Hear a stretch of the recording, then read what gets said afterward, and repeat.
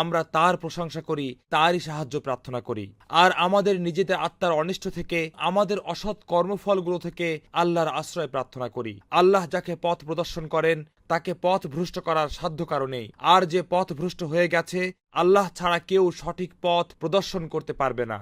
আমি সাক্ষ্য প্রদান করছি যে আল্লাহ জাল্লা জালালুহু ছাড়া উপাসনার যোগ্য আর কোনো সত্তা নেই। আমি আরও সাক্ষ্য প্রদান করছি যে মুহাম্মদ সাল্লাল্লাহু আলাইহি ওয়াসাল্লাম হলেন তার সর্বশেষ রাসূল এবং সর্বশ্রেষ্ঠ বান্দা। আল্লাহ সুবহানাহু ওয়া তাআলা তাকে ভয় করার কথা আমাদের স্মরণ করিয়ে দিয়েছেন যখন তিনি কোরআনে বলছেন, ইয়া আইয়ুহাল্লাযীনা আমানুত্তাকুল্লাহ হাক্কা তুকাতিহি ওয়া লা তামুতুন্না ইল্লা ওয়া আনতুম মুসলিমুন। প্রিয় মুসলিম ভাইয়েরা, কোরআন আমাদেরকে মানব জাতিকে পীড়িতকারী সবচেয়ে ভয়ঙ্কর রোগগুলোর একটি কথা অবহিত করেছে। এটা এমন রোগ যাকে অন্য সকল রোগের মূল হিসেবে গণ্য করা হয়। এটা এমন রোগ যার সম্পর্কে কোরআন আমাদেরকে সতর্ক করেছে। এই রোগটি হলো কসওয়াতুল কলব অথবা হৃদয়ের কঠিনত্ব। আল্লাহ কোরআনে আমাদেরকে সতর্ক করেছেন তাদের মতো না হওয়ার জন্য যাদের হৃদয় কঠিন হয়ে গিয়েছে। একটি সূরাতে আল্লাহ বলেছেন, আল্লাহ মিয়ানি লিল্লাযিনা আমানু আন তাখশা কুলুবুহুম লিযিকরিল্লাহ, অর্থাৎ ঈমানদারদের জন্য সেই সময় কি আসেনি যে আল্লাহর স্মরণে তাদের হৃদয় কোমল হয়ে যাবে? আর তারা এমন মানুষদের অনুসরণ করবে না যারা তাদের আগে এসেছে। সময়ের পরিক্রমায় তাদের হৃদয় কঠিন হয়ে গিয়েছিল, সময়ের সাথে সাথে তাদের হৃদয় কঠিন হয়ে গিয়েছিল। আল্লাহ বলেছেন, তোমাদের পূর্ববর্তীদের মতো হয়েও না। তাদের কাছে ধর্মগ্রন্থ ছিল, তাদের কাছে তাওরাত ছিল, তাদের কাছে ইনজিল ছিল, তাদের কাছে জাবুর ছিল, কিন্তু তারা এটাকে অবজ্ঞা করেছিল, তাই তাদের হৃদয় কঠিন হয়ে গেল। আল্লাহ কুরআনে মূসা আলাইহিস সালামের উম্মতের কথা বলেছেন, তারা প্রত্যক্ষ করেছিল মুজিজা, নীল নদ দ্বিখণ্ডিত হয়ে যাওয়ার। তারা ফেরাউন থেকে রক্ষা পাওয়ার মুজিজা প্রত্যক্ষ করেছিল। তারপর আল্লাহ বলেছেন, সুম্মা কসাত কুলুবুকুম মিন বাদি যালিক, মুজিজা দেখার পর অল্প সময় পরেই তাদের হৃদয় কঠিন হয়ে গেল। আল্লাহ এই একই জাতির ব্যাপারে কোরআনে বলেছেন, ফাহিয়া কাল হিজারাতি আও আশাদ্দু কাসওয়া, অর্থাৎ তাদের হৃদয়গুলো এতই কঠিন হয়ে গিয়েছে যে সেগুলো পাথরের মতো হয়ে গিয়েছে, বরং পাথরের চেয়েও কঠিন। তো হৃদয়ের কঠিনত্বের এই ধারণাটি আসলে কি? হৃদয়ের কঠিন হওয়ার এই রোগটি আসলে কি? এই রোগের লক্ষণগুলো কি কি? এই রোগের কারণগুলো কি কি? আর এই রোগের চিকিৎসাই বা কি? এগুলোই আমাদের আজকের খুতবার বিষয়বস্তু হবে ইনশাআল্লাহ তাআলা।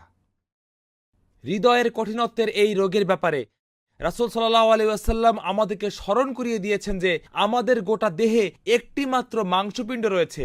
যদি সেই মাংসপিণ্ডটি বিশুদ্ধ হয় গোটা দেহ পরিশুদ্ধ হয়, কিন্তু যদি সেই মাংসপিণ্ডটি দূষিত হয়ে যায় গোটা দেহ দূষিত হয়ে যায়। তারপর তিনি বলেছেন যে সেই ক্ষুদ্র মাংসপিণ্ডটি হলো কলব, এটি হৃদয়। তো যখন হৃদয় কঠিন হয়ে যায়, যখন আল্লাহর সাথে সম্পর্কে বিবেচনায় হৃদয় মরে যায়, তখন এটা অন্য সকল রোগের লক্ষণ প্রকাশ করে। তখন হৃদয়ের রোগ প্রতিরোধ ক্ষমতা হ্রাস পায়। আমাদের চিন্তাবিদগণ উল্লেখ করেছেন, হৃদয়ের কঠিনত্ব হলো এমন রোগ যা অন্য সকল রোগের জন্য দুয়ার উন্মুক্ত করে দেয়। হিংসা, অহংকার, বড়ত্ব, আল্লাহর স্মরণকে উপেক্ষা করা। হৃদয়ের কঠিনত্ব হলো সকল রোগের মূল। যদি কোনো ব্যক্তির এই রোগ থাকে, এর ফলশ্রুতিতে অন্য সকল রোগ দেখা দিবে। এর সাথে তুলনা করুন এমন ব্যক্তিকে যার হৃদয় কোমল। যে ব্যক্তির হৃদয় কোমল তার প্রতিরোধ ক্ষমতা সবসময় অনেক বেশি। যার হৃদয় কোমল সে অন্য সকল রোগকে বিতাড়িত করতে সক্ষম হবে। রোগটা যদি এতটাই ভয়ঙ্কর হয়, সেক্ষেত্রে এই রোগকে পর্যবেক্ষণে রাখা সকলের জন্যই বাধ্যতামূলক হয়ে যায়। আপনারা জানেন, যার উচ্চ রক্তচাপের সমস্যা রয়েছে তাকে প্রতিদিনই রক্তচাপকে পর্যবেক্ষণে রাখতে হয়। যার ডায়াবেটিসের সমস্যা রয়েছে তাকে নিয়মিত রক্তে সুগারের পরিমাণ পর্যবেক্ষণ করতে হয়। যেখানে আমাদেরকে বলা হয়েছে যে যদি তোমার হৃদয়ে কঠিনত্ব দেখা দেয়, এটা অন্য সকল রোগের সৃষ্টি করবে। আমাদের কি হৃদয়কে পর্যবেক্ষণে রাখা উচিত না? আমাদের কি কলবের অবস্থান পর্যবেক্ষণ করা উচিত না? আর প্রকৃতপক্ষে রাসূল সাল্লাল্লাহু আলাইহি ওয়াসাল্লাম একটি হাদিসে বর্ণনা করেছেন যে আল্লাহ তোমাদের দেহের প্রতি লক্ষ্য করেন না, আল্লাহ তোমাদের বাহ্যিক অবয়বের দিকে লক্ষ্য করেন না, আল্লাহ তোমাদের কলব এবং কৃতকর্মের দিকে লক্ষ্য করেন। ইলা কুলুবিকুম ওয়া আমালিকুম। আল্লাহ আপনার বাহ্যিক অবয়বের দিকে লক্ষ্য করেন না। কি লক্ষ্য করেন? আল্লাহ লক্ষ্য করেন আপনার কলব, আল্লাহ লক্ষ্য করেন আপনার হৃদয়, লক্ষ্য করেন আপনার কৃতকর্ম। সেজন্য একজন পূর্ণবান ব্যক্তি প্রতিনিয়ত তার নিজের হৃদয় পর্যবেক্ষণ করে থাকেন। একজন পূর্ণবান ব্যক্তি এটা যাচাই করবেন যে এখন আমার হৃদয়ের অবস্থা কেমন, আল্লাহর দৃষ্টিতে আমার হৃদয়ের অবস্থান কি। হৃদয় কঠিন হওয়ার কোন লক্ষণগুলো আমরা অনুসন্ধান করব? 1 নাম্বার, হৃদয় কঠিন হওয়ার প্রধানতম লক্ষণ হলো আমরা আল্লাহর ইবাদতকে উপভোগ করতে পারি না। আল্লাহর ইবাদতকে উপভোগ করতে পারি না।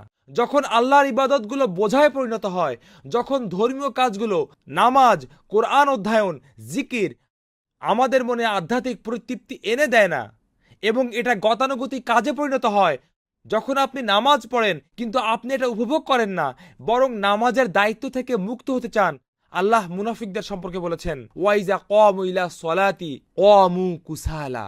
যখন তারা নামাজ পড়ার জন্য দাঁড়ায়, তারা সক্রিয় থাকে না, তারা উদ্দীপ্ত থাকে না, তারা অলসতা করে নামাজ পড়ে, তারা শুধু নামাজের দায়িত্ব থেকে মুক্ত হতে চায়। এটা হৃদয় কঠিন হওয়ার লক্ষণগুলোর একটি। দ্বিতীয়ত, হৃদয় কঠিন হওয়ার দ্বিতীয় লক্ষণটি হলো আল্লাহর আদেশের ব্যাপারে পরোয়া না করা। কোনটা হারাম, কোনটা হালাল, শরীয়তকে উপেক্ষা করা, বেপরোয়া জীবনযাপন করা। আপনি পরোয়া করেন না উপার্জন কি হারাম নাকি হালাল হচ্ছে, আপনি পরোয়া করেন না খাবারটি কি হারাম নাকি হালাল হচ্ছে, আপনি পরোয়া করেন না যে হারাম কাজ করছেন নাকি হালাল। যখন আপনি এমন বেপরোয়া জীবনযাপন অভ্যস্ত হিসেবে নিজেকে আবিষ্কার করেন, তখন বুঝবেন যে এটা হৃদয় কঠিন হওয়ার প্রধানতম লক্ষণগুলোর একটি। তৃতীয়ত, হৃদয় কঠিন হওয়ার তৃতীয় লক্ষণটি হলো যখন পাপ কাজ সংঘটিত হয় তখন বিবেকের কোনো দংশন অনুভূত হয় না, কোনো অনুশোচনা অনুভূত হয় না। লক্ষ্য করুন, আমি বলেছি যখন পাপ কাজ সংঘটিত হয়। কেন? কারণ সকলেই পাপ কাজ করে, সকলেই পাপ কাজ করে, কিন্তু ইমানদার যখন পাপ করে তিনি পাপ করেন ভারাক্রান্ত হৃদয় নিয়ে। ইমানদার যখন পাপ করেন তখন বিবেক, অনুতাপ এবং অনুশোচনা যাতনা তাকে আচ্ছন্ন করে ফেলে, আর এটা ইমানেরই একটি লক্ষণ। অনুশোচনা বোধ করাটা ইমানের একটি লক্ষণ। পাপ কাজ করাটা ভালো কিছু না, কিন্তু আপনি যদি পাপ কাজ করে ফেলেন আপনার অনুতপ্ত হওয়া উচিত। যখন পাপ কাজ অভ্যাসে পরিণত হয়, কোনো অনুতাপ কাজ করে না, কোনো অনুশোচনা কাজ করে না, তখন বুঝবেন যে এটা হৃদয় কঠিন হওয়ার প্রধানতম লক্ষণগুলোর একটি। আমরা আল্লাহর আশ্রয় প্রার্থনা করি, আউযুবিল্লাহ। কঠিন হৃদয়ের চতুর্থ লক্ষণটি হলো একটি কঠিন হৃদয় অন্য মানুষের ব্যাপারে উদ্বিগ্ন হয় না। আপনি উদ্বিগ্ন না দরিদ্র মানুষের ব্যাপারে, দুর্বল মানুষের ব্যাপারে, উম্মার পরিস্থিতির ব্যাপারে। আপনি মোটেই উদ্বিগ্ন না কি ঘটছে ফিলিস্তিনে, উইঘুরে, মায়ানমারে, কাশ্মীরে। এই সব কিছু আপনার কাছে অনেক দূরের বিষয় হয়ে দাঁড়ায়। আমার উদ্বিগ্নতা শুধু আমাকে নিয়ে, আমি এবং আমার সম্পর্কে, নাফসি নাফসি। যখন ব্যক্তি শুধুমাত্র তার নিজেকে নিয়ে উদ্বিগ্ন হয়, এটা কঠিন হৃদয়ের একটা লক্ষণ। কোমল হৃদয় সকলকে নিয়ে চিন্তিত থাকে, কোমল হৃদয় পর্যবেক্ষণ করতে থাকে চারপাশে এবং পৃথিবীতে কি ঘটছে, আর কঠিন হৃদয় স্বার্থপর জীবনযাপন করে। আর এটা হৃদয় কঠিন হওয়ার প্রধানতম লক্ষণগুলোর একটি। কঠিন হৃদয়ের আরেকটি লক্ষণ হলো, সম্ভবত এটা সবচেয়ে বিপজ্জনক, আর তা হলো হৃদয়ের কঠিনত্ব। কোরআনে আল্লাহ বলেছেন, আলা কুলুবিহিম আকিন্নাহ, তাদের হৃদয়গুলো অবরুদ্ধ। আল্লাহ বলেছেন যে তাদের হৃদয় গিলাফ, আবরণ, আচ্ছাদনে আবৃত থাকে। আর সেজন্যই ও রাসূলুল্লাহ, যখন আপনি তাদের কাছে ধর্ম প্রচার করেন এটা তাদের হৃদয়ে পৌঁছে না, কারণ তাদের হৃদয়ে মোহরাঙ্কিত করা হয়েছে। খতামাল্লাহু আলা কুলুবিহিম, এটা কঠিন হৃদয়ের সবচেয়ে বিপজ্জনক, সবচাইতে বিপজ্জনক লক্ষণ। লক্ষণটা কি? সদুপদেশ, কোরআন, সুন্নাহ, এগুলো কোনো কাজে আসে না। সুবহানাল্লাহ, কিভাবে আপনি কারো চিকিৎসা করবেন যখন সে চিকিৎসার প্রতি মনোযোগী প্রদান করে না? এটা কঠিন হৃদয়ের সবচাইতে বিপজ্জনক লক্ষণ। যখন সেই হৃদয় আর পরোয়া করে না যে কোরআন কি বলছে, রাসূল সাল্লাল্লাহু আলাইহি ওয়াসাল্লাম কি বলছেন। আপনি ধর্মের কথা প্রচার করতে পারেন, আপনি কোরআন তেলাওয়াত করতে পারেন, আপনি হাদিসের কথা বলতে পারেন। আল্লাহ যদিও এখানে অন্য একটি দলের কথা বলেছেন যারা মুসলিম নয়, কিন্তু আল্লাহ বলেছেন যে তাদের হৃদয়ে মোহরাঙ্কিত করা হয়েছে। সুম্মুম বুকমুন উমুন, আপনি কি বলছেন তাদেরকে ইয়া রাসূলুল্লাহ? তো একজন ইমানদারকে সতর্ক থাকতে হবে যাতে সে সেই স্তরে না পৌঁছে, কারণ আপনি যদি সেই স্তরে পৌঁছেন তখন চিকিৎসা, প্রতিষেধক কোনো কাজে আসবে না। যখন আপনি সেই স্তরে পৌঁছেন এর অর্থ হৃদয় সেখান থেকে ফিরে আসার সকল আশা হারিয়ে ফেলেছে, যদি আল্লাহ বিশেষ মুজিজা না ঘটান। তো আমরা সেই স্তরে পৌঁছতে পারবো না। আমরা আল্লাহর আশ্রয় প্রার্থনা করি সেই স্তরে পৌঁছা থেকে যখন কোরআন এবং সুন্নাহ আর হৃদয়ে প্রবেশ করবে না। তো এগুলো যদি লক্ষণ হয়ে থাকে, প্রকৃতপক্ষে লক্ষণের সংখ্যা আরো বেশি, কিন্তু এগুলোই মূল লক্ষণ। এগুলো যদি রোগের কিছু লক্ষণ হয়ে থাকে, মনে প্রশ্ন জাগে যে এই রোগের কারণগুলো কি কি। আপনি পর্যবেক্ষণ করবেন, আপনি তত্ত্বাবধান করবেন, কিন্তু আপনাকে এটাও জানতে হবে যে এর কারণগুলো কি কি। কোনো ব্যক্তির যদি ডায়াবেটিসের সমস্যা থাকে, ডাক্তার তাকে বলবেন যে এর কারণগুলো কি কি।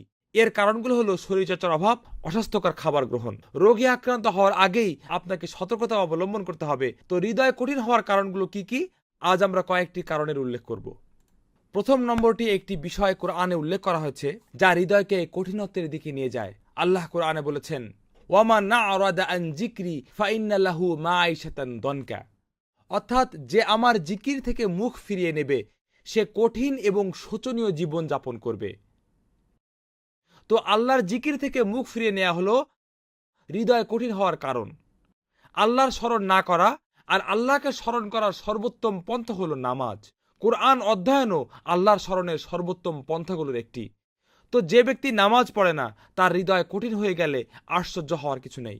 যে ব্যক্তি কোরআন অধ্যয়ন করে না এটা যদি তার হৃদয়কে কঠিন করে ফেলে এতেও আশ্চর্য হওয়ার কিছু নেই। আল্লাহ কোরআনে উল্লেখ করেছেন, আয়াতটি লক্ষ্য করুন, ফাওয়াইলুল লিল কাসিয়াতি কুলুবিহিম মিন যিকরিল্লাহ। অর্থাৎ তাদের জন্য ধ্বংস যাদের হৃদয় এতই কঠিন হয়ে গিয়েছে যে তারা এমনকি আল্লাহকে স্মরণও করে না। সুবহানাল্লাহ। তাদের জন্য ধ্বংস যাদের হৃদয় এতই কঠিন হয়ে গিয়েছে যে তারা আল্লাহকে স্মরণ করে না। আপনি যদি আল্লাহকে স্মরণ করেন আপনার হৃদয় কঠিন হবে না। তো আল্লাহর স্মরণ পরিত্যাগ করা হলো হৃদয়কে কঠিন করার অন্যতম প্রধান কারণগুলোর একটি। আমাদের রাসূল সাল্লাল্লাহু আলাইহি ওয়াসাল্লাম বলেছেন, সব সময় বেশি বেশি কথা বলা থেকে আমি তোমাদেরকে সতর্ক করছি, কারণ আল্লাহর জিকির না করে বেশি বেশি কথা বলাটা হৃদয়কে কঠিন করে ফেলে। আর আল্লাহ থেকে সবচেয়ে দূরের মানুষটা হলো যার হৃদয় কঠিন হয়ে গিয়েছে। বেশি বেশি কথা বলা অর্থ প্রচুর সময় অপচয় করা। আমরা এই বিষয়টিতে পরে ফিরে আসব। দ্বিতীয়ত যে বিষয়টি হৃদয়কে কঠিনত্বের দিকে নিয়ে যায় তা হলো আল্লাহর শরিয়াতকে উপেক্ষা করা, জীবনাচার নিয়ে উদ্বিগ্ন না হওয়া এবং এক্ষেত্রে হালাল হারামের পরোয়া না করা। স্পষ্টতই আপনি যদি আল্লাহর আদেশ নিষেধকে উপেক্ষা করেন তখন আপনার হৃদয় আল্লাহ থেকে অনেক দূরে সরে যাবে। আল্লাহ কোরআনে স্পষ্টভাবে বলেছেন যে শরিয়াত ত্যাগ করলে এটা হৃদয়কে কঠিনতার দিকে নিয়ে যায়। আল্লাহ বনী ইসরাঈলের ব্যাপারে বলেছেন, ফাবিমা নাকদিহিম মিসাকাহুম ওয়াজআলনা কুলুবুহুম কাসিয়া। অর্থাৎ অঙ্গীকার ভঙ্গ করার কারণে তারা অভিশপ্ত হয়েছিল এবং আমি তাদের হৃদয়গুলোকে কঠিন করে দিলাম অঙ্গীকার ভঙ্গ করার কারণে। এখানে অঙ্গীকার ভঙ্গ করা বলতে কি বোঝানো হয়েছে? তারা শরিয়াত অনুযায়ী জীবন পরিচালিত করেনি, তারা শরিয়াতের পরোয়া করেনি। ফাবিমা নাকদিহিম মিসাকাহুম, আমরা তাদেরকে একটি মিসাক দিয়েছিলাম, শরিয়ত অনুযায়ী জীবন পরিচালনা করো, তারা সেই মিসাক ভঙ্গ করেছিল। আল্লাহ বলেছেন যে আমি তাদেরকে অভিশাপ দিয়েছি এবং তাদের হৃদয়কে কঠিন বানিয়ে দিয়েছি। আমাদের চিন্তাবিদগণ এই বিষয়ে মন্তব্য করেছেন, লক্ষ্য করুন কিভাবে আল্লাহ তার অভিশাপকে এবং হৃদয়ের কঠিনত্বকে সম্পর্কযুক্ত করেছেন। এটা যদি হৃদয়ের কঠিনত্বকে নিরুৎসাহিতকারী একমাত্র আয়াত হতো তাহলেও এটা যথেষ্ট হতো, কারণ আল্লাহ এটাকে তার অভিশাপের সাথে সম্পর্কযুক্ত করেছেন, লাআন্নাহুম ওয়াজআলনা কুলুবুহুম কাসিয়া। তো এটা কিভাবে ঘটলো? তারা শরিয়াতকে পরিত্যাগ করেছিল। যখন আপনি শরিয়াতকে পরিত্যাগ করেন আপনি নিজের জীবনধারা নিয়ে পরোয়া করেন না, এমন হলে তার হৃদয়কে কঠিনত্বের দিকে নিয়ে যাবে।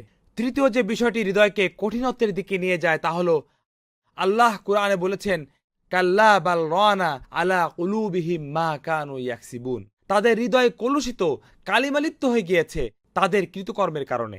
তাদের হৃদয় হয়ে গিয়েছে কলুষিত, কালিমালিপ্ত, অন্ধকারাচ্ছন্ন তাদের কৃতকর্মের কারণে। তাদের কৃতকর্মগুলো কি? তাদের হৃদয়ের কলুষিতগুলো, মরিচাগুলো কি? হৃদয়ের অন্ধকারগুলো কি? সেই পাপসমূহ যা তারা করে। তো যেই ব্যক্তি কোনো অনুশোচনা ছাড়াই প্রতিনিয়ত অভ্যাস হিসেবে পাপ কাজ করে সে কঠিন হৃদয়ের মানুষদের পথে নিজেকে অগ্রসর করে। আর হৃদয়কে কঠিনকারী বিষয়গুলির একটি হলো দেহের প্রতিটি কামনা বাসনাকে চরিতার্থ করা, ইন্দ্রিয়ের প্রত্যেক চাহিদার দরজা উন্মুক্ত করে দেয়া এবং পরকালের ব্যাপারে উদ্বিগ্ন না থাকা, অতিমাত্রায় বিনোদনে আসক্ত হওয়া, অতিমাত্রায় হাসি তামাশা করা, হারাম কামনা বাসনায় অতিমাত্রায় ডুবে থাকা, দৈহিক কামনা বাসনা এবং এই জাতীয় সকল কামনা বাসনা। যখন আপনি এই দরজা উন্মুক্ত করে দেন, দৈহিক চাহিদাগুলিকে পূরণ করেন, তখন আপনি আপনার চাহিদাকে অগ্রাহ্য করেন, কল্পকে অগ্রাহ্য করেন। তো আপনি যদি নিজেকে দুনিয়া নিয়ে নিমগ্ন করে রাখেন, যদি শুধু সম্পদ, দৈহিক চাহিদা, খাবার এবং কামনা বাসনা নিয়েই চিন্তিত থাকেন, এর ফলে এটাই ঘটবে যে যখন আপনি শুধু দেহের প্রতি মনোযোগ দিবেন, তখন ধীরে ধীরে আত্মা দূষিত হয়ে যাবে। তো এই সবগুলো বিষয় হৃদয়কে কঠিনত্বের দিকে নিয়ে যায়। আমাদের রাসূল সাল্লাল্লাহু আলাইহি ওয়াসাল্লাম বলেছেন, ইয়াকুম ওয়া কাসরাতাদ দাহিক ফাইন্না কাসরাতাদ দাহিকে তুমিতুল কুলুব। অর্থাৎ আমি তোমাদেরকে অতিমাত্রায় হাসি তামাশা সম্পর্কে সতর্ক করছি। তিনি বলেননি যে হাসি তামাশা করা হারাম, অতিমাত্রায় হাসি তামাশা। এর দ্বারা তিনি কি বুঝিয়েছেন? আমি এটা সম্পর্কে তোমাদেরকে সতর্ক করছি যে তোমরা দিন রাত শুধু বিনোদনে মত্ত থাকবে না, এটা ইমানদারের পথ নয়। অতিমাত্রায় হাসি তামাশা নিয়ে তিনি কি বলেছেন? তুমিতুল কুলুব, অর্থাৎ এটা কলকে হত্যা করে। আপনার কলব মারা যায় যখন আপনার সকল উদ্বেগের বিষয় হয়ে যায় বিনোদন। এটা সাধারণ জ্ঞান। আপনি যদি শুধু শরীরের যত্ন নেন, এর ফলে আত্মা মারা গেলে তাতে অবাক হবেন না। আপনি যদি শুধু শরীরের খোরাক মিটান, এর ফলে আত্মা দুর্বল হতে থাকলে তাতে অবাক হবেন না। তো এই সবগুলোই হলো কারণ যা হৃদয়কে কঠিনত্বের দিকে নিয়ে যায়। এগুলো যদি কারণ হয়ে থাকে, তাহলে এর চিকিৎসা কি? এর সমাধান কি? স্পষ্টতই এই প্রত্যেকটি কাজের বিপরীত কাজ হলো সমাধান। তো হৃদয়ের কঠিনত্বের কারণ যদি হয় আল্লাহর জিকির পরিত্যাগ করা, তাহলে এর সমাধান হলো আল্লাহর জিকিরের পরিমাণ বৃদ্ধি করা। তো হৃদয়কে নরম করার প্রধানতম উপায়গুলোর অন্যতম আল্লাহর সার্বক্ষণিক জিকির। আর জিহ্বার জিকির শুধু জিকির নয়, নামাজও জিকির। ওয়া আকিমিস সলাতা লিজিকরি, কুরআন তেলাওয়াতও জিকির। আল্লাহর সব ধরনের স্মরণে জিকির। আল্লাহ আমাদেরকে কোরআনে বলেছেন, আলা বিজিক্রিল্লাহি তাতমাইন্নুল কুলুব, অর্থাৎ নিশ্চিতভাবেই আল্লাহর স্মরণের দ্বারাই হৃদয়ে প্রশান্তি লাভ করে। তো হৃদয়ের কঠিনত্বের চিকিৎসার অন্যতম একটি উপায় হলো জিকির বৃদ্ধি করা। হৃদয়ের কঠিনত্বের দ্বিতীয় চিকিৎসাটি হলো দ্বিতীয়ত নফলের পরিমাণ বৃদ্ধি করা। সুন্নাহ এবং নফলের ইবাদতের পরিমাণ বৃদ্ধি করা। দৈনিক 5 ওয়াক্ত নামাজ, রমজানের রোজা এবং 2.5% জাকাতের মাঝে সীমাবদ্ধ থাকলেই চলবে না, বরং নফল নামাজের পরিমাণ বৃদ্ধি করুন। কুরআন অধ্যয়নের পরিমাণ বৃদ্ধি করুন। যথাসম্ভব সুন্নাত এবং নফলের পরিমাণ বৃদ্ধি করুন। আমাদের রাসূল সাল্লাল্লাহু আলাইহি ওয়াসাল্লাম বলেছেন যে আল্লাহ সুবহানাহু ওয়া তাআলা বলেছেন, আমার বান্দা আমার সবচেয়ে নিকটে চলে আসে বাধ্যতামূলক ইবাদতগুলোর মাধ্যমে, আর তারপর সে নফল ইবাদতগুলোর দ্বারা ক্রমাগত আমার নিকটে আসতে থাকে। ফরজের পর আমরা নফল ইবাদতের দ্বারা আল্লাহর নৈকট্য লাভ করতে পারি। হৃদয়কে নরম করার তৃতীয় পন্থাটি হলো তৃতীয়ত শরিয়তকে জানা এবং এর অনুশীলন করা, ধর্ম সম্পর্কে জ্ঞান অর্জন করা এবং জ্ঞানী ও তাকওয়াবানদের সান্নিধ্যে অবস্থান করা। আমাদের যারা কঠিন হৃদয়ের মানুষদের সাথে চলাফেরা করে থাকি, সেক্ষেত্রে কিভাবে আমরা নিজেদের হৃদয়ের কঠিনতাকে যাচাই করতে পারবো? যখন আপনি সৎকর্মশীলদের সাথে চলাফেরা করেন, যখন আপনি আল্লাহর ওলিদের সাথে বন্ধুত্ব করেন, যখন আপনি তাদের সান্নিধ্যে বসেন যারা আল্লাহর জিকিরে মশগুল থাকে, তখন আকস্মিকভাবেই আপনি অনুভব করেন এই লোকগুলো আমার থেকে আলাদা। তখন আপনি আকাঙ্ক্ষা এবং অভিলাষ ব্যক্ত করেন, আমি তাদের মতো হতে চাই। তো বিচক্ষণতার সাথে আপনি বন্ধু নির্বাচন করুন, কারণ আপনার হৃদয় নরম করার অন্যতম একটি উপায় হলো সৎকর্মশীলদের সঙ্গ পাওয়া। আল্লাহর নিকট উঁচু মর্যাদা পাওয়ার অন্যতম একটি উপায় হলো ভালো মানুষদের মাঝে অবস্থান করা এবং জ্ঞানের আসরগুলোতে অংশগ্রহণ করা। আমাদের রাসূল সাল্লাল্লাহু আলাইহি ওয়াসাল্লাম উল্লেখ করেছেন যে জ্ঞানের আসরগুলোতে অংশগ্রহণের কারণে রহমতের ফেরেশতা নেমে আসে। রাসূল সাল্লাল্লাহু আলাইহি ওয়াসাল্লাম বলেছেন, আল্লাহর জিকিরের সমাবেশে যারা হাজির হয়, আল্লাহ প্রদত্ত প্রশান্তি তাদেরকে ঘিরে রাখে। আল্লাহর পক্ষ থেকে আসা রহমত তাদের প্রতি নাজিল হয়, ফেরেশতারা তাদের জন্য দোয়া করে। সেজন্য প্রিয় ভাই, আমরা 24 ঘন্টার রুটিন নিয়ে এতই ব্যস্ত, আমরা সারা সপ্তাহ জুড়ে কাজ করি, আমরা ঘরে সময় কাটাই। আমাদের অবশ্যই কিছু সময় মসজিদের জন্য বের করতে হবে। আমাদেরকে অবশ্যই জ্ঞানের আসরগুলোতে, জিকিরের আসরগুলোতে আসাটাকে, ঘন ঘন মসজিদে আসাটাকে রুটিনে পরিণত করতে হবে। এতে আমাদের হৃদয়গুলো নরম হবে। সৎকর্মশীলদের সান্নিধ্যে থাকা, মসজিদে প্রবেশ করা, এই মানুষগুলোর সাথে জামায়াতে নামাজ পড়া, এটা হলো হৃদয় নরম রাখার উপায়গুলোর অন্যতম। হৃদয় নরম রাখার উপায়গুলোর একটি হলো আল্লাহর কাছে দোয়া করা, আল্লাহর উদ্দেশ্যে দোয়া। আমরা আক্ষরিকভাবেই আল্লাহর কাছে কলবে সালিমের জন্য দোয়া করে থাকি। আমরা আল্লাহর কাছে পবিত্র এবং উত্তম হৃদয়ের দোয়া করে থাকি। আমাদের রাসূল সাল্লাল্লাহু আলাইহি ওয়াসাল্লাম দোয়া করতেন, ইয়া মুকাল্লিবাল কুলুব সাব্বিত কলবি আলা দীনিক, অর্থাৎ হে হৃদয় সমূহের পরিবর্তনকারী, আমাদের হৃদয়কে আপনার দ্বীনের পথে দৃঢ়তা দান করুন। আমাদের নবী সাল্লাল্লাহু আলাইহি ওয়াসাল্লাম এই দোয়া করেছেন, হে হৃদয়ের পরিবর্তনকারী, আমি আমার হৃদয়ের দৃঢ়তার প্রার্থনা করি। আমি চাই যে এটা পবিত্র থাকুক, চাই যে এটা সরাসরি আপনার দিকে ফিরে আসুক। কোরআনে ইব্রাহিম আলাইহিস সালামের প্রশংসা করা হয়েছে কেন? এই যে যা রব্বাহু বিকলবিন সালিম, অর্থাৎ ইব্রাহিম পরিচ্ছন্ন হৃদয় নিয়ে আল্লাহর কাছে আসলেন। লক্ষ্য করুন কেন আল্লাহ ইব্রাহিমের প্রশংসা করলেন। তার হৃদয় ছিল সালিম, তার হৃদয় ছিল পরিচ্ছন্ন, তাই আমরা আল্লাহর কাছে একটি পরিচ্ছন্ন হৃদয়ে প্রার্থনা করি। আল্লাহ কোরআনে উল্লেখ করেছেন, ফালাউলা ইজ জাআ বা'সুনা তাদাররাউ ওয়ালাকিন কাসাত কুলুবুহুম, অর্থাৎ দুর্দশা আপতিত হলে কেন তারা আমার কাছে দোয়া করে না, বরং তাদের হৃদয় কঠিন হয়ে গেছে। কেন তারা দোয়ার মাধ্যমে আমার মুখাপেক্ষী হয় না? যখন দুর্দশা আপতিত হয় কিন্তু দোয়া করার পরিবর্তে তাদের হৃদয়গুলো কঠিন হয়ে গেছে, আবারও দোয়া এবং হৃদয়ের কঠিনতার মাঝে যোগসূত্র পরিলক্ষিত হচ্ছে।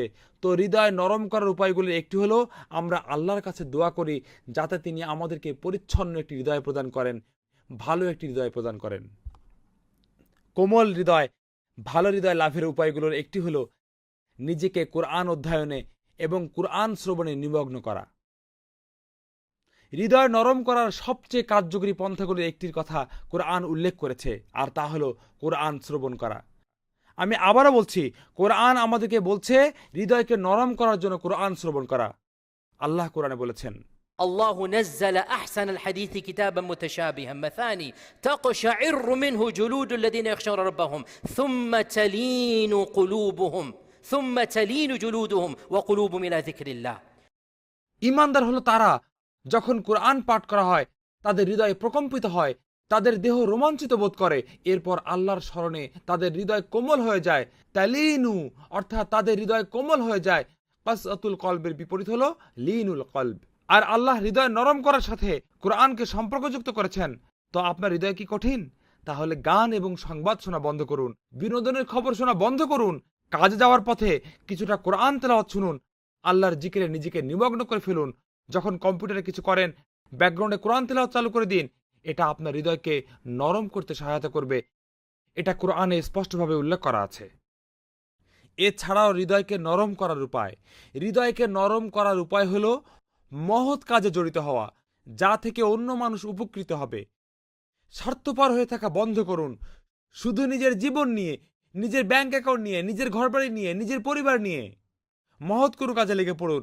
এমন কোনো ব্যক্তিকে সহায়তা করুন যার ফলস্বরূপ আল্লাহর সন্তুষ্টি ছাড়া আপনি কোনো উপকার লাভ করবেন না। কোনো এতিম, ফকির, মিসকিন সম্পর্কে জানুন এবং সেই ব্যক্তিকে সহায়তা করুন। যখন আপনি এটা করবেন আপনার হৃদয় কোমল হয়ে যাবে। কিভাবে আমরা এটা জানলাম? চমৎকার একটি হাদিস, আমি এই হাদিসটা অনেকবার উল্লেখ করেছি, সুনানে তিরমিজিতে রয়েছে। একজন লোক আসলেন রাসূল সাল্লাল্লাহু আলাইহি ওয়াসাল্লামের কাছে। সে বলল, ইয়া রাসূলুল্লাহ, আমি আপনার কাছে অভিযোগ জানাচ্ছি। তিনি নিজের সম্পর্কে অভিযোগ করতে এসেছেন। ইয়া রাসূলুল্লাহ, আশকু ইলাইক, আমি আপনার সাহায্য চাই ইয়া রাসূলুল্লাহ, আমার হৃদয় কঠিন, এখন আমি কি করব? তিনি আক্ষরিকভাবেই এটা উপস্থাপন করছেন, ইয়া রাসূলুল্লাহ, আমার হৃদয় কঠিন, এখন আমি কি করব? জানেন রাসূল সাল্লাল্লাহু আলাইহি ওয়াসাল্লাম তাকে কি জবাব দিয়েছিলেন? কি চমৎকার জবাব! তিনি বললেন, যাও গিয়ে একজন মিসকিন খুঁজে বের করো, আর একজন ইয়াতিম খুঁজে বের করো এবং তার মাথায় হাত বুলিয়ে যাও। যাও একজন মিসকিন খুঁজে বের করো এবং তাকে আহার করাও, আর একজন ইয়াতিম খুঁজে বের করো এবং তার মাথায় হাত বুলিয়ে দাও। সেই ইয়াতিমের জীবনের অংশ হয়ে যাও। সুবহানাল্লাহ। প্রশ্নটি কি ছিল? আমার হৃদয় কঠিন। সমাধানটি কি ছিল? মহৎ কোনো কাজ করো। একজন ইয়াতিম খুঁজে বের করো, একজন মিসকিন খুঁজে বের করো, তাদের জীবনের সাথে মিশে যাও। কেন? কঠিন হৃদয় এবং মহৎ কাজের মধ্যে সম্পর্ক কি? প্রিয় ভাইয়েরা, যখন আপনি বঞ্চিত কোনো মানুষের জীবনে, কোনো ইয়াতিমের জীবনে, দরিদ্র কোনো মানুষের জীবনে অথবা জীবন সংগ্রামে পরিশ্রান্ত কোনো মানুষের জীবনে অবদান রাখেন, যখন আপনি তাদের জীবনের বাস্তবতা প্রত্যক্ষ করেন, তখন আকস্মিকভাবে আপনার নিজের জীবনকে বিশেষ সুবিধাপ্রাপ্ত বলে মনে হয়। আর আল্লাহ যে আশীর্বাদগুলো আপনাকে প্রদান করেছেন তার মর্ম আপনি উপলব্ধি করতে পারেন। তখন অনুতাপ এবং দায়িত্ববোধের অনুভূতি আপনাকে ঘিরে ধরে। আপনি আর আগের সেই ব্যক্তি থাকেন না। আপনি যদি আপনার আভিজাত্যের জাল থেকে বেরিয়ে আসেন, আপনার অর্থবিত্তের গণ্ডি থেকে বেরিয়ে আসেন, এমন কারো কাছে যান যার মাথার উপর ছাদ নেই, আপনি শরণার্থী শিবিরে চলে যান, আপনি একজন ইয়াতিমকে খুঁজে পান যার বাবা মা নেই, আর আপনি সেই শিশুর জীবনে অবদান রাখেন, তখন আপনি আর আগের সেই ব্যক্তি থাকবেন না। আর এজন্যই যখন সেই ব্যক্তিটি বললেন যে আমার হৃদয় কঠিন, রাসূল সাল্লাল্লাহু আলাইহি ওয়াসাল্লাম বললেন, মহৎ কোনো কাজে অংশগ্রহণ করো, ক্ষুধার্তকে আহার করানোতে নিয়োজিত হও, ইয়াতিমের সহায়তায় নিয়োজিত হও। আর এখানে শারীরিক দৃষ্টিকোণটি লক্ষ্য করুন, ওয়ামসাহ রাসাল ইয়াতিম, ইয়াতিমের মাথায় হাত বুলিয়ে দাও, অর্থাৎ ভালোবাসা প্রদর্শন করো। একজন ইয়েতিমকে ভালোবাসা প্রদর্শন করো, তোমার হৃদয় নরম হয়ে যাবে। তো এটা হৃদয়কে নরম করার পন্থাগুলোর একটি। আমরা স্বার্থপর হওয়া বন্ধ করব এবং অন্য মানুষদের জীবনে অবদান রাখার চেষ্টা করব। বলার মতো আরো অনেক বিষয় রয়েছে, বরাবরের মতোই এখনো সময় সীমিত। এটা আজকের খুতবার জন্য সর্বশেষ বিষয়। হৃদয়কে নরম করার উপায়গুলোর একটি হলো জীবনের অনিবার্য পরিণতির কথা বারবার নিজেকে স্মরণ করিয়ে দেয়া। আর তা হলো মৃত্যু। আপনি অবিরাম নিজেকে স্মরণ করিয়ে দেবেন যে এই জীবন ক্ষণস্থায়ী ছাড়া আর কিছু না। ওয়ামা জাআলনা লিবাশারিম মিন ক্বাবলিকাল খুলদ, আমি কোনো মানবকে চিরন্তন জীবন দান করিনি। আফা ইম মিত্তা তাফাহুমুল খালিদুন, আপনি যদি মারা যান ইয়া রাসূলুল্লাহ, তারা কি মনে করেছে যে তারা চিরকাল বেঁচে থাকবে? আফা ইম মিত্তা তাফাহুমুল খালিদুন, যদি কাউকে চিরন্তন জীবন দান করা হতো তবে তিনি হতেন আমাদের নবী, আমাদের হাবিব মুস্তাফা সাল্লাল্লাহু আলাইহি ওয়াসাল্লাম। আর আল্লাহ বলেছেন, ইয়া রাসূলুল্লাহ, এমনকি আপনাকেও মৃত্যুর স্বাদ আস্বাদন করতে হবে। আপনি যদি মৃত্যুবরণ করেন, তারা কি ভেবেছে যে তারা চিরকাল জীবিত থাকবে? আমাদের রাসূল সাল্লাল্লাহু আলাইহি ওয়াসাল্লাম আমাদেরকে স্মরণ করে দিয়েছেন, আকসিরু মিন যিকরি হাজিমিল লাজ্জাত, সব সময় সেই জিনিসটির স্মরণ করতে থাকো যা তোমার সকল সম্ভোগকে ধ্বংস করে দিবে। সার্বক্ষণিক মৃত্যু চিন্তা করতে থাকুন, এটা আপনার জীবনটাকে ঢেলে সাজাতে সাহায্য করবে। আমাদেরকে মৃত্যু চিন্তা করতে বলা হয়েছে হতাশাপূর্ণ জীবন অতিবাহিত করার জন্য নয়, বরং এজন্য যে যাতে আমরা নিজ জীবনের কার্যকারিতা বৃদ্ধি করতে পারি। মুসলিম হিসেবে যখন আমরা মৃত্যুর চিন্তা করি, এর দ্বারা আমাদেরকে আরো গঠনমূলক জীবন যাপন করতে হয়। আমাদের জীবন একটি, আমরা এর সর্বোচ্চ সুফল অর্জন করতে চাই। নিজেদেরকে স্মরণ করিয়ে দিতে চাই যে পৃথিবী ক্ষণস্থায়ী, সকল সুখ সম্ভোগ শেষ হয়ে যাবে। এটা আমাদেরকে কৃত সৎকর্মগুলো যথাসম্ভব বেশি বেশি করার এবং ফলপ্রসূ জীবনযাপন করার প্রেরণা যোগাবে। প্রিয় ভাইয়েরা, আমাদের রাসূল সাল্লাল্লাহু আলাইহি ওয়াসাল্লাম বলেছেন, সে ব্যক্তি ব্যতীত আল্লাহ থেকে দূরত্ব আর কারো বেশি নয় যার হৃদয় কঠিন হয়ে গিয়েছে। আমরা সেই ব্যক্তিটি হতে চাই না। আপনার কলবকে পর্যবেক্ষণ করুন, হৃদয়কে পর্যবেক্ষণে রাখুন, কঠিন হৃদয়ের লক্ষণগুলো খেয়াল রাখুন। যদি এই লক্ষণগুলোর কোনোটি লক্ষ্য করেন, এর কারণগুলো বের করার চেষ্টা করুন। যে বিষয়গুলো সেটা ঘটিয়েছে তা খুঁজে বের করুন, সক্রিয়ভাবে চেষ্টা করুন যাতে আপনার হৃদয় কোমল থাকে।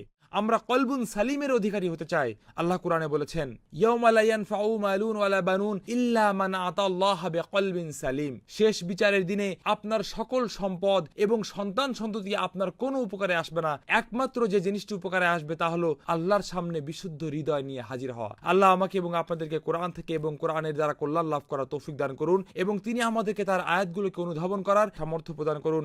আপনারা আল্লাহর কোরআনে প্রার্থনা করুন, কারণ তিনি হলেন আল গফুর এবং আর রহমান। استغفر الله استغفر الله استغفر الله لا اله الا انت سبحانك اني كنت من الظالمين واعوذ بك من আলহামদুলিল্লাহ, সকল প্রশংসা আল্লাহর জন্য, যিনি একক এবং অনুপম সত্তা। আমরা একমাত্র তারই উপাসনা করি এবং তারই সাহায্য প্রার্থনা করি এবং তিনি দুর্বলের আর্তনাদ শ্রবণকারী। প্রিয় মুসলিম ভাইরা, আমাদের সময়ে, বিশেষত আমাদের এই যুগের জন্য হৃদয়কে কঠিন করার প্রধানতম কারণগুলোর একটি হলো সোশ্যাল মিডিয়ার ব্যাপক ব্যবহার, ইন্টারনেট এবং বিনোদন জগৎ।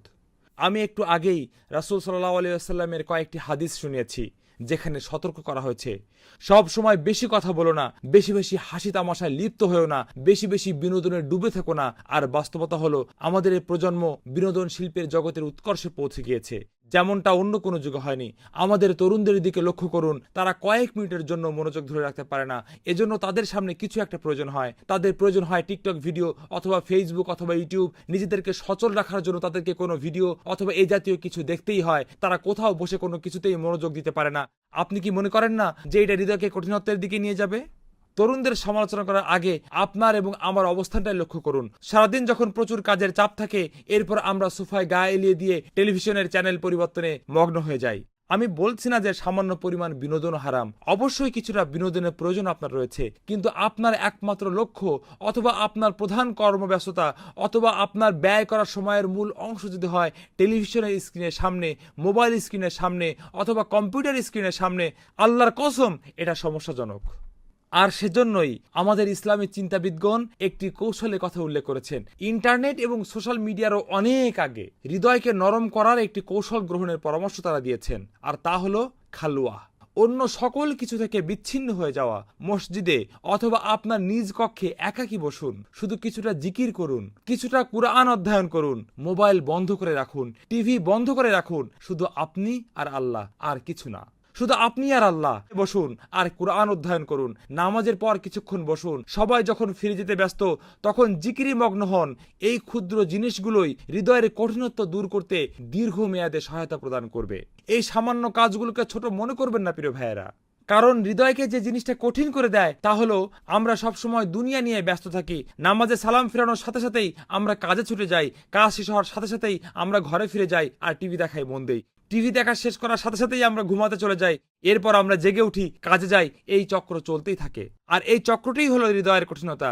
আমাদেরকে এই রুটিনটা ভাঙতে হবে, আমাদেরকে একান্ত সময়, একাকী সময় খুঁজে বের করতে হবে। একাকী সময় বলতে আমি বোঝাচ্ছি শুধু আপনি আর আল্লাহ, অন্য কেউ না। আর এজন্যই নফল নামাজ, বিশেষত তাহাজ্জুদের নামাজ হলো হৃদয় নরম করার সবচেয়ে কার্যকরী পন্থাগুলোর একটি। আপনার চারপাশের সব কিছু থেকে পৃথক হয়ে যান, যদি এটা দিনে 5-10 মিনিটের জন্যও হয়।